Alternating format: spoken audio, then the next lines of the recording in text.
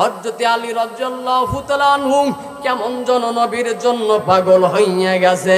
নবী নাই দুনিয়ার মধ্যে নবী নাই। নবী কই গেল ডাক দিয়ে বলতেছে, ও ভাই তোমরা কেন কাঁদো, জলদি করিয়া বলো। বলে তুমি কে, আগে একটু পরিচয়টা দাও। বলে আমি হলাম একজন পাদ্রী। আমি তাওরাত কিতাব যখন খুলি নবীর প্রশংসা শুধু দেখি, নবীর প্রশংসা দেখি। এখন কি করার নবীর কাছে আসলাম। বলো আমার নবী কোথায় আছে। এই কথা শুনিয়া হযরতে আবু বকর রাদিয়াল্লাহু তাআলা আনহু, নবীর এমন একটা সাহাবী আবু বকর রাদিয়াল্লাহু তাআলা আনহু নবীকে এত মহব্বত করেছেন, নবীকে এত ভালোবেসেছেন। একদিন নবী আবু বকরকে গভীর রাতে ডাক দেয়, ও আবু বকর দরজাটা খুলিয়া দাও। আবু বকর রাদিয়াল্লাহু তাআলা আনহু বলে, আমার নবীর বলতে দেরি হইছে, কিন্তু দরজা খুলতে দেরি হয় নাই। জোরে বলি সুবহানাল্লাহ। আমার আপনার নবী ডাক দিয়ে কয়, এ আবু বকর তুমি কি ঘুমাও নাই? এ আবু বকর তুমি কি ঘুমাও নাই? আবু বকর ডাক দিয়ে কয়, নবী আমার সেদিন থেকেই ঘুমটা হারাম হইয়া গেছে। আমি না জানি একটু টেনশনের মধ্যে পড়িয়া থাকি, নামাজ রোজা পড়ি জানি না আল্লাহ তাআলার দরবারে কবুল হয় কি হয় না, কিন্তু আপনাকে আমি দিল থেকে মহব্বত করি, ভালোবাসি। ও নবী, আমার মাথার মধ্যে একটা চিন্তা,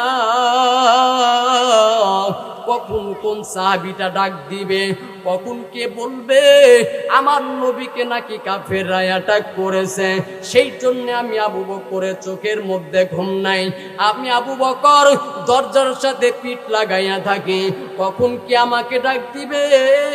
আমি আল্লাহ রাব্বুল আলামিনের জন্য, দিনের জন্য খুশি হইয়া নবীর মহব্বতের মধ্যে ঝাঁপিয়ে পড়ব। এমন মহব্বতের মানুষ সে ভাই আবু বকর রাদিয়াল্লাহু তাআলা আনহু কেমন যেন কান্নার আওয়াজ শুরু করিয়া দিছেন। আবু বকর ডাক দিয়ে কই, ও ইহুদি ভাই, কি বলবো দুঃখের কথা, তুমি 3 দিন আগে কেন আসলা না? আমার নবী, আমার মায়ের নবী, তিন নবী 3 দিন আগে দুনিয়ার মধ্যে থেকে চলিয়া গেছে। আমার নবী দুনিয়ার মধ্যে নাই, আমার নবীকে আর কখনো পাইবা না। ও দুনিয়ার মানুষ, একটু নবীর জন্য দেখো এক ফোঁটা চোখের পানি পড়েনি, নবীর জন্য এক ফোঁটা চোখের পানি পড়েনি। আমার তোমার নবী মাও নাই বাবাও নাই রে ভাই, মার জন্য কাঁদে না, বাবার জন্য কাঁদে না। আমার তোমার নবী উম্মতের জন্য কাঁদে। আমার তোমার নবী উম্মতের জন্য গুহার ভিতরে কান্দে। একদিন দেখে আবু বকর রাদিয়াল্লাহু তাআলা নজর করিয়া দেখে নবী নাই, নবী নাই, নবী নাই, নবী নাই, নবী কই? সাহাবীদের ডাক দিয়ে বলতেছেন, ও সাহাবীরা বলো আমার নবী কই? একটা সেকেন্ড না দেখলে ভালো লাগে না, বলো আমার নবী কই, নবী কই, নবী কই? ওসমান ডাক দিয়ে কয়, ও আবু বকর আমরাও তো নবীকে তালাশ করি। ওমরও ডাক দিয়ে কয়, আমরাও তো নবীকে তালাশ করি। কেমন যেন টেনশনের মধ্যে পড়িয়া গেল, আমার নবীকে মনে হয় হারাইয়া ফেলছি। হঠাৎ করিয়া যাইতে নজর করিয়া দেখে তোমার আমার নবী একা নিরিবিলি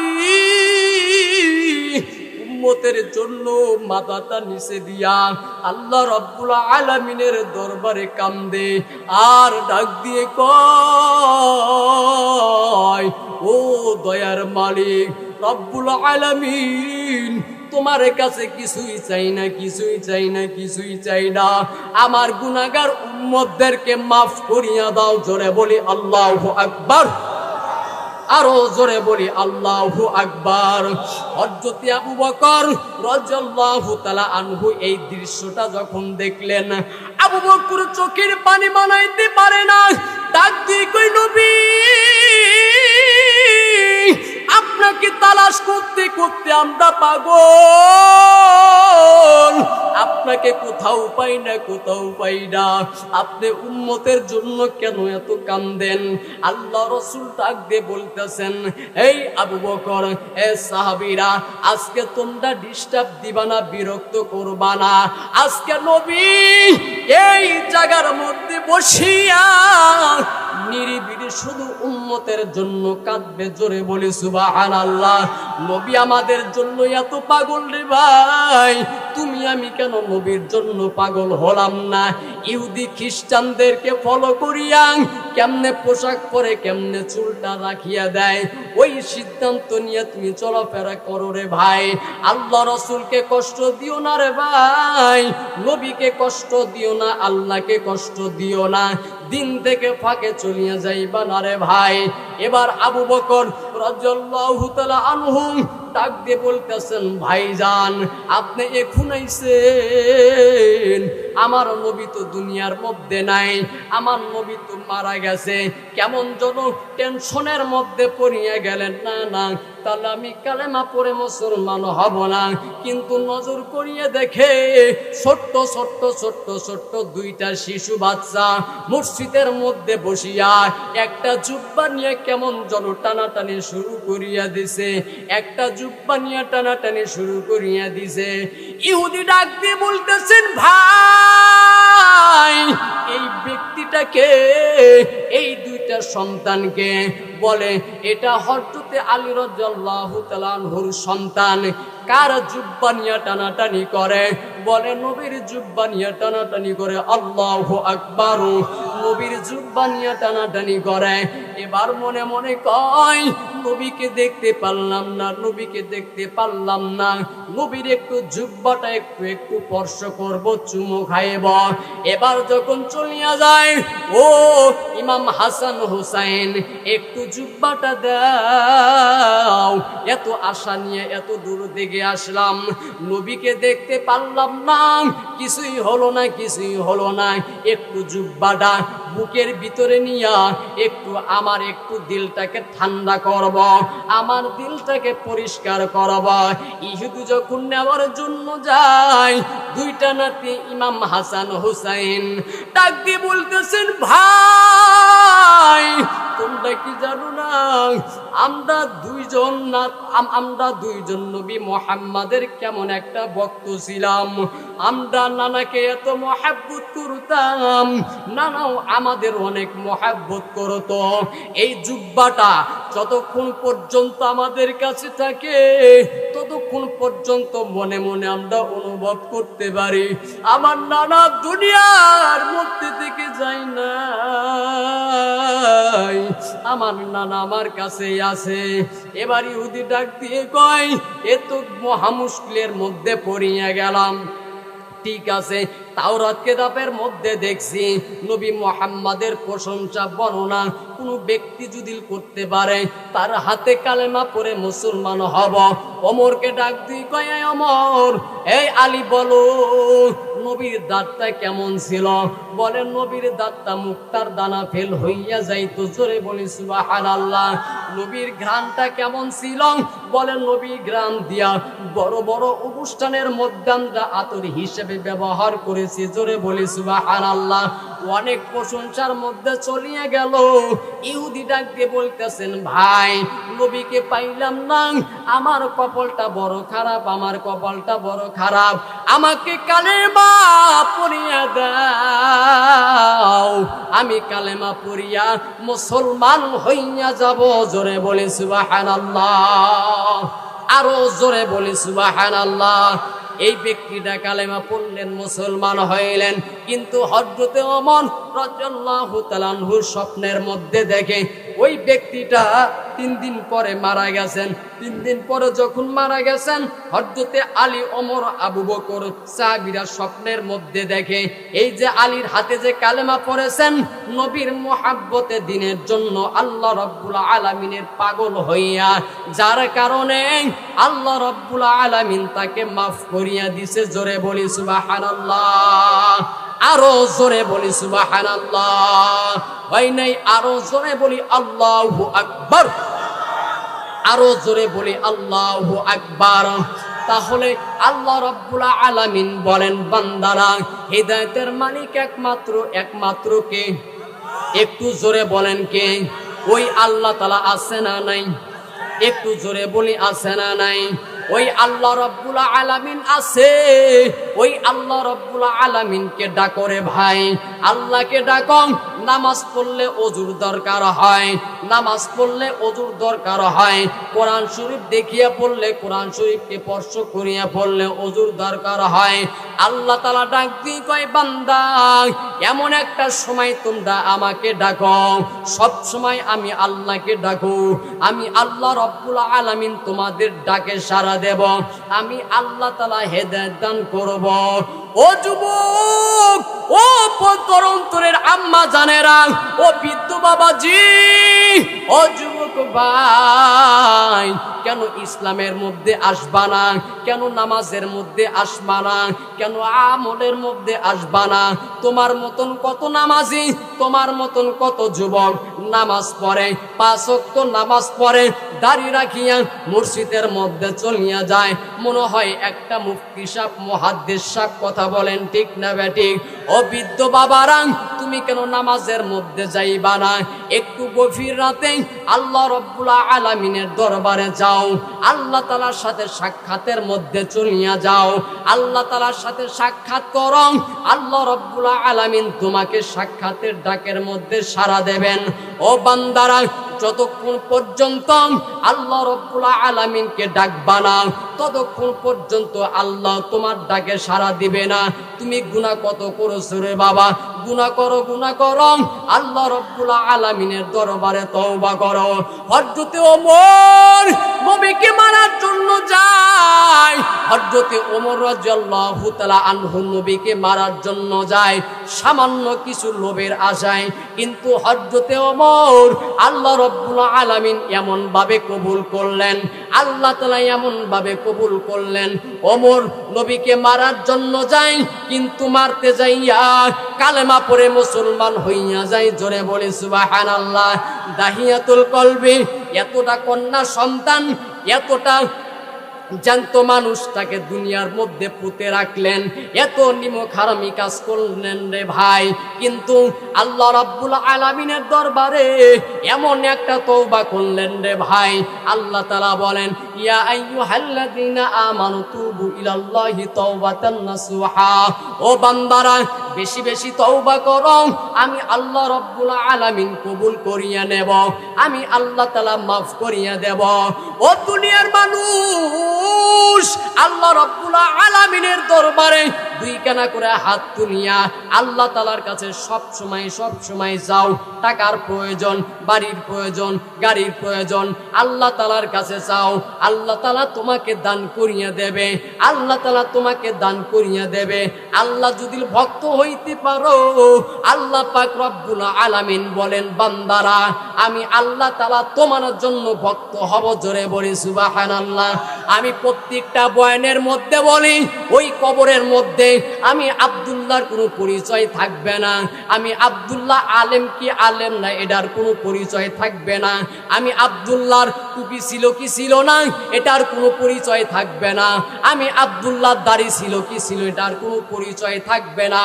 ও দুনিয়ার মানুষ, আল্লাহ রাব্বুল আলামিনের দরবারে, আল্লাহ তাআলার দরবারে আল্লাহ তাআলা বলেন বান্দা দুনিয়ার মধ্যে তুমি কেমন ছিলা, নামাজি ছিলা কি নামাজি ছিলা না, আলেম হইছো কি হইছো না, এটা দেখার কোনো বাকি নাই, এটা দেখার কোনো বিষয় নাই। আমি আল্লাহ রাব্বুল আলামিন বলে দিলাম ওই কবরের মধ্যে যখন আসবা আলেমের পরিচয় হবে না, টুপিওয়ালার হবে না, দাড়িওয়ালার হবে না, একটাই পরিচয় হবে, ও বান্দা বলো তুমি ঈমান নিয়া কবরের মধ্যে আইছো কিনা, তুমি কতটুক ঈমান আমল করেছো, কতটুক আমল নিয়ে কবরের মধ্যে আইছো, কথা বলেন ঠিক না বেঠিক?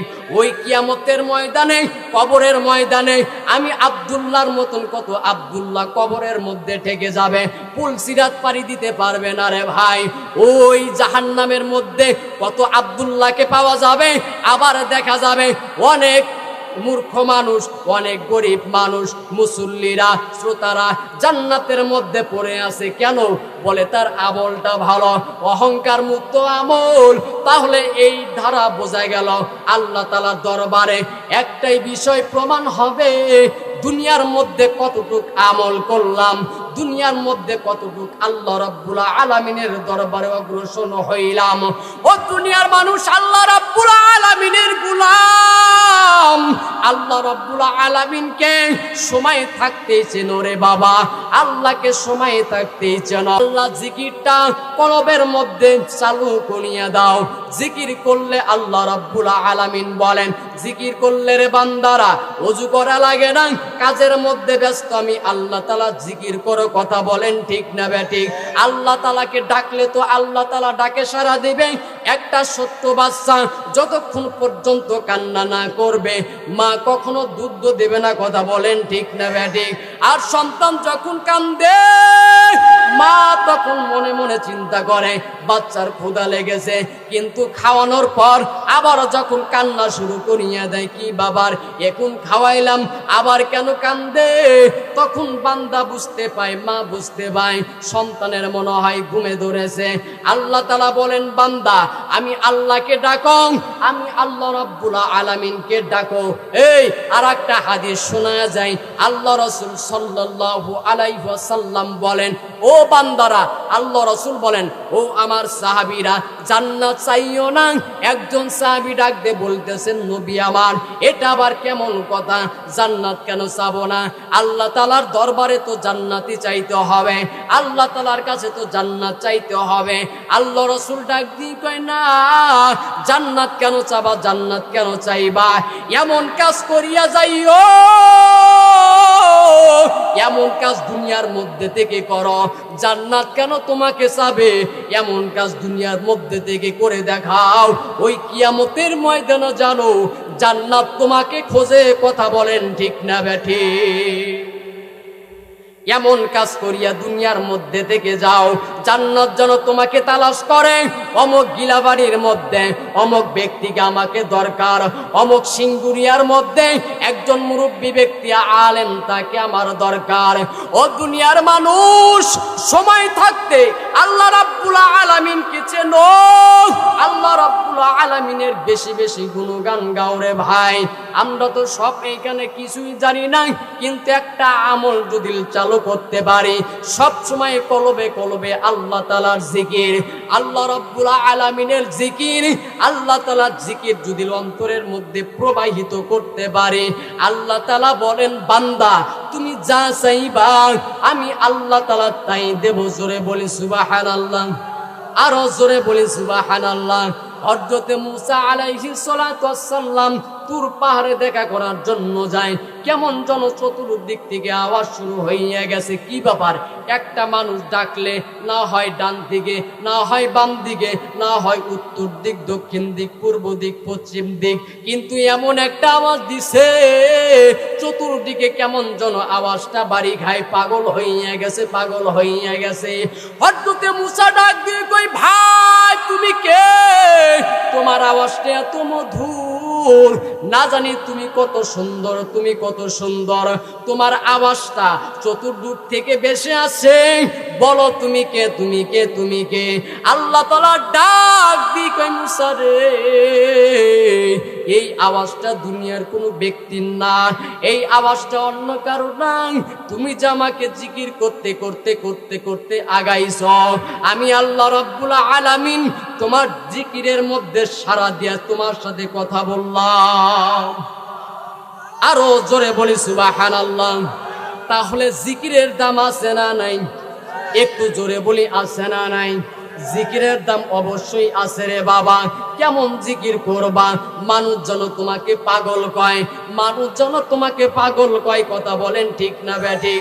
দুনিয়ার মধ্যে সবাই পাগল, কেউ টাকার পাগল, বাড়ির পাগল, নারীর পাগল, গাড়ির পাগল, সম্পত্তির পাগল। আল্লাহ রাব্বুল আলামিন ডাক দিয়ে কয়, দুনিয়ার মধ্যে এমন একটা দল আছে যারা সব সময় আমি আল্লাহকে তালাশ করে আল্লাহর পাগল। জোরে বলি সুবহানাল্লাহ। বেলালের মতন মানুষ ভালো দেখা যায় না, কালো বেলাল কেমন যেন দেখা যায়, আফ্রিকার জঙ্গল থেকে বের হইয়া আসলো। বেলালের মতো মানুষ আল্লাহ তাআলার দরবারে প্রিয় হইয়া গেলেন। জোরে বলি সুবহানাল্লাহ।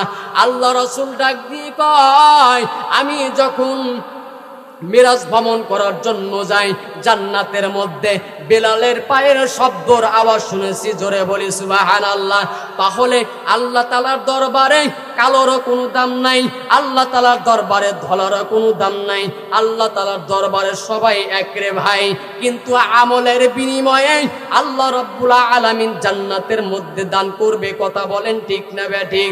বেলাল রাদিয়াল্লাহু তাআলা আনহু জিকির করে জিকির করে জিকির করে, জিকিরের কারণে বেঈমানরা অনেক কষ্ট দিলেন, শাস্তি দিলেন রে ভাই। আবু বকর নজর করিয়া দেখেন বেলালকে গরম বালুর মধ্যে শোয়া রাখছেন, এই জিব্বার মধ্যে ছোট্ট ছোট্ট ছোট্ট ছোট্ট খেজুরের কাঁটা বিদায়া বিদায়া দিছেন। বেলাল ডাক দিয়ে কয়, এই আবু বকর কেন আইছো? জলদি করে বলো। আবু বকর ডাক দিয়ে কই, বেলাল ভাই তুমি কি একটু আস্তে জিকির করতে পারো না?